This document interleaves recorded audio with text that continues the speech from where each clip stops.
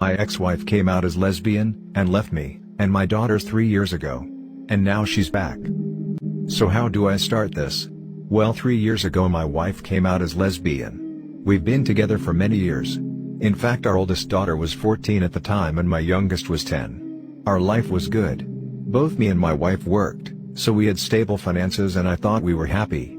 That was until one evening my wife sat us down, and explained that she was in love with a female colleague from her workplace, and that she wants to be with her.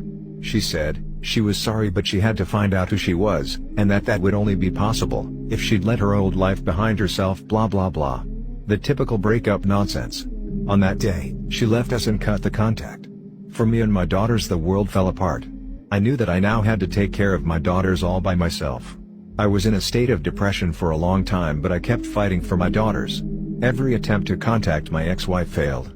Luckily I found a much better paying job that made it possible for me to give them the world.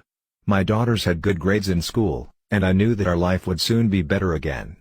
But once in a while when I took my youngest daughter to bed she asked if I would leave them like Mom. I hugged her and gave her a kiss on the forehead, and promised her that I would never leave them, and that I loved them more than anything in the world.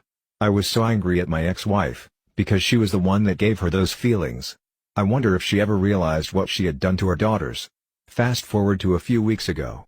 My daughters and I sat in the living room, and I told them that because Christmas month was already next month they should write down what they want for Christmas. My oldest daughter is now 17 and my youngest is now 13. While they were busy writing the doorbell rang, and I wondered who it was.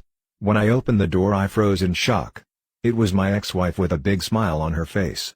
She said she was happy to see me, and she tried to hug me but I refused to hug her.